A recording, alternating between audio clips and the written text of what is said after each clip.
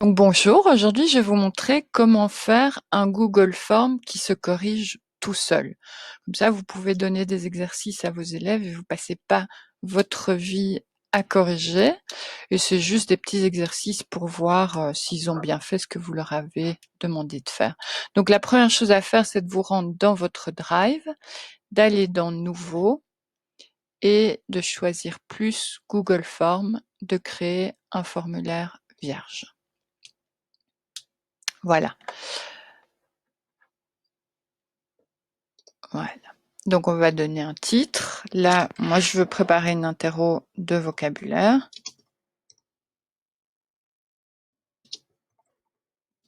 Voilà. La première chose à changer, c'est dans les paramètres ici en haut à droite, vous cliquez dessus et vous allez transformer ce questionnaire normal en questionnaire qui se corrige tout seul. Donc là, les élèves vont avoir accès aux réponses des questions incorrectes, aux bonnes réponses et aux points qu'ils ont obtenus. Point de vue présentation, vous pouvez choisir si ils voient la barre de progression des questions, si vous voulez les questions en mode aléatoire, mais on veut pas qu'ils envoient une autre réponse, on veut juste qu'ils envoient une seule réponse. Et ici, je vais mettre limité à une seule réponse. Donc une fois qu'ils auront fait le questionnaire, ils ne pourront pas vous le réenvoyer. Ils peuvent pas modifier la réponse après l'envoi. Et voilà, on va enregistrer ça. Donc, la première chose que vous devez faire, c'est demander le nom et prénom de l'élève. Vous avez plusieurs choix ici. Donc, vous pouvez faire un choix multiple, case à cocher, liste déroulante. Et là, on va demander une réponse courte. Il faut rendre ceci obligatoire parce que sinon, si vous le mettez pas, vous ne saurez pas à qui appartient le formulaire. Et voilà, donc ça c'est notre première partie. Et on va ajouter la deuxième partie, là où il va y avoir les sections. Donc vous avez vu qu'ici, j'ai la possibilité de mettre un corrigé, mais je vais mettre 0 point parce qu'on ne va pas leur donner 1 point parce qu'ils ont mis leur nom. Donc, voilà, je mets un titre. Je leur mets la consigne ici, donc traduit en anglais. Et là, je vais ajouter une question. Donc, vous avez plusieurs types de questions. Donc, moi, j'ai ma petite feuille avec le vocabulaire. Je vais faire un copier-coller. Je veux qu'ils traduisent ceci en anglais. Et en fait, pour les questions autocorrigées, ça s'autocorrige pour les réponses courtes, le choix multiple et les cases à cocher. Pas pour la liste déroulante. Et paragraphe, c'est déjà un texte. Vous pouvez le faire, mettre des points, mais c'est vous qui le corrigerez par la suite. Ce ne sera pas autocorrigé. Donc, vous pouvez avoir une partie du test qui va se corriger tout seul.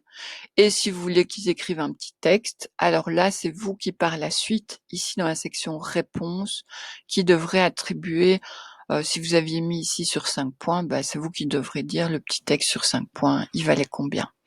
Donc, moi, je veux qu'ils me répondent en anglais. Donc, j'ai demandé ceci.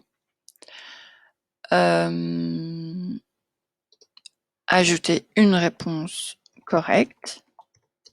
Voilà, je le mets. Il faut faire attention que le fait qu'ils mettent des virgules, des majuscules ou pas en début de mot, ça a une influence. Donc, il vaut bien mettre les deux possibilités. S'il y a un déterminant ou pas, vous pouvez spécifier ici, ceci ici, ne mettez pas de majuscules, mais bon, il vaut toujours mieux mettre les deux possibilités. Une fois que vous avez fait ça, vous dites ça vaut combien de points. Donc ici, 1 point. Toute autre réponse sera fausse. Sinon, vous pouvez analyser toutes les réponses et voir si c'est bon ou pas. Et si vous le désirez, donc par exemple, si vous faites une interro de grammaire sur les temps, vous pouvez donner une explication à la réponse. Bon, ici, il n'y a pas vraiment besoin, donc je ne vais pas le faire. Je termine ceci. Et à nouveau, je ne vais pas oublier de faire obligatoire, parce que sinon ils peuvent passer la question. Donc voilà. Donc ici, je vois que j'ai le mot contrebande trafic, les réponses, que ça vaut un point, c'est obligatoire. Alors pour pas oublier tous ces petits réglages, eh ben, vous faites simplement un dupliqué et vous changez la question pour la deuxième question. Après, pour partager ce formulaire avec vos élèves, en fait, il suffit juste d'envoyer le lien. Donc, vous cliquez sur envoyer le lien, on le raccourcit, on fait un copier et donc c'est cette adresse que vous devez simplement communiquer aux élèves. Ils vont avoir accès au formulaire. Donc moi, parfois, je fais un document PDF avec plein de petits formulaires autocorrigés. Ils les font. Et donc, je reçois toutes les réponses. Les réponses, vous allez les recevoir ici. Vous pouvez les avoir sous forme de feuilles de calcul. Donc, vous aurez le nom, les résultats, toutes les réponses obtenues. Ou alors, vous pourrez avoir les réponses individuelles. Ça va se trouver ici. Donc, vous aurez par question un résumé de toutes les questions aux réponses individuelles et c'est là que vous pourrez obtenir les notes des élèves. Donc voilà, j'espère que ça vous aura aidé.